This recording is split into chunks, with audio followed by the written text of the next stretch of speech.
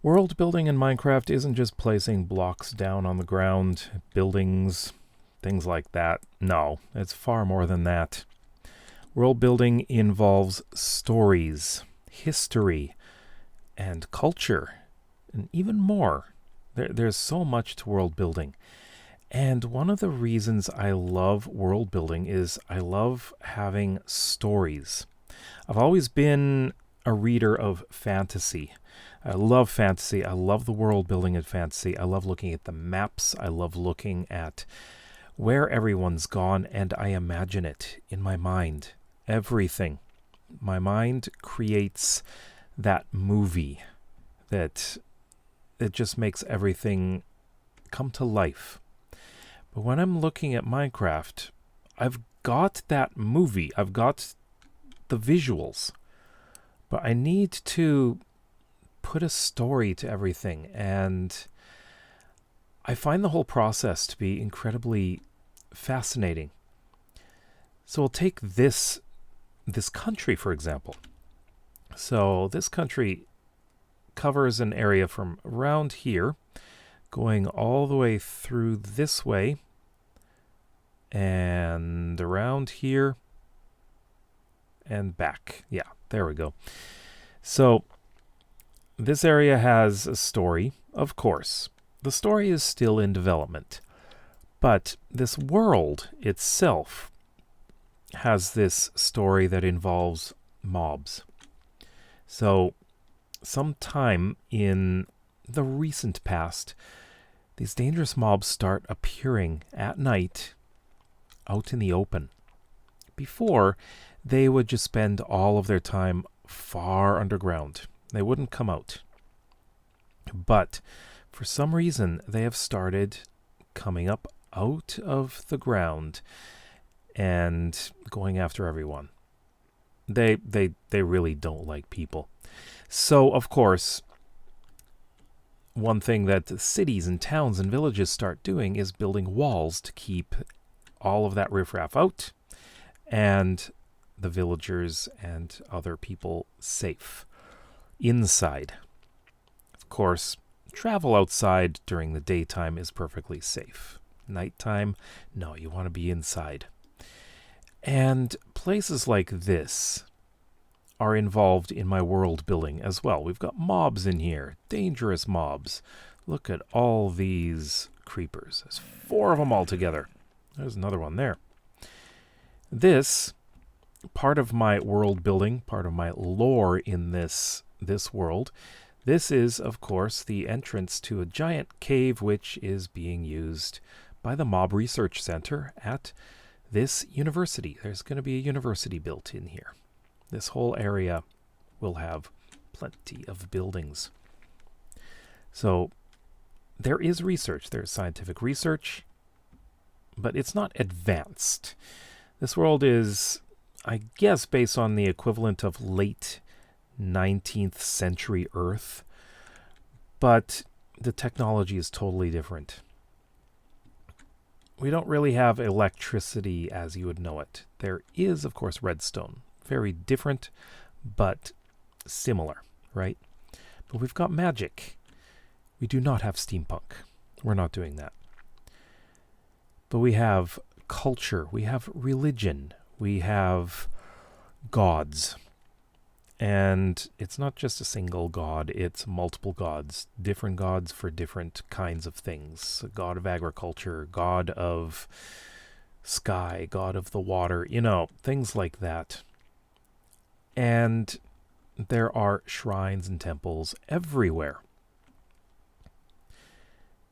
And, of course, we have the Nether. The Nether, there's a portal right there. The Nether is something that used to be in a kind of partnership with the overworld a few thousand years ago until there was a war. And that was a devastating war that destroyed all of the Nether portals.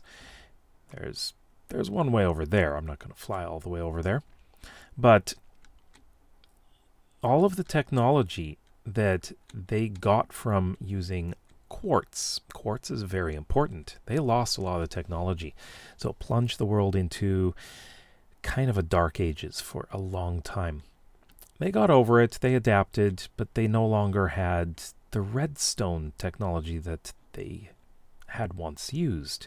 They were more advanced. But they figured out how to get back into the Nether, but everything had changed there. It was no longer a place with culture and commerce.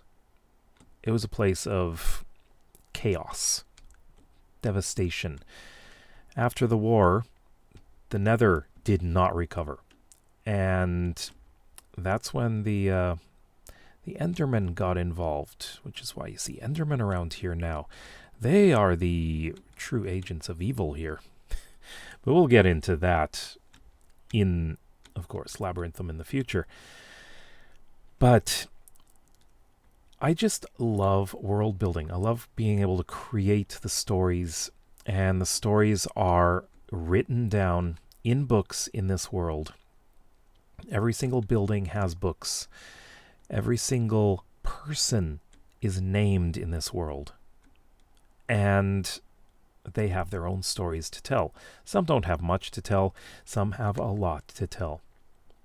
But it's not just the characters that I put in here. There are characters that patrons and channel members put in here because it's themselves. Yeah. So anyone who is a patron or channel member gets to have a character with their own story that they create, and depending on what tier, you can be powerful or you can be a commoner. And you can have a store, you can have a house, you could, if you're a really high level tier, you could be the leader of the entire country. So that is something that I really like to have in this world. I like to have input from other people. And that's a really fun thing. It's not just me figuring everything out. This is a community thing. And actually, I do occasionally ask, what should I put here? Like, what should I put here? What is this business right here? What do you think it should be, huh? And I may get some ideas. And I'll take a look at the best and I'll put it in there. This is a very small one. Definitely small. But there's so much work that goes into world building as well. And it's not just here. We're expanding to the south, to the east, to the north, and to the west. It's going to take a long time to do, but I am dedicated to getting this world created and developed really well so that anyone who downloads the world can enjoy exploring it, learning about the story, and perhaps looking for a few hidden things, because I am putting some hidden locations that I do not talk about in any of the videos. So there are Easter eggs, there are things to discover which I don't put in the videos. And I think that is a great way to get a few surprises in. I also plan on adding to a lot of the books that are already in the world, and those will be added in later on after I've done the videos and the stories of these people. They're going to have more stories to tell, but I'm not putting them in the videos. Again, that's for people to download and discover for themselves. But yeah, this is a really fun project to do. I've done a village over there, and we're working on this city, and we will continue on. Once this is done, we move on to a village, which is over here, and this is going to be a fairly central village, important for farming. But that is about it.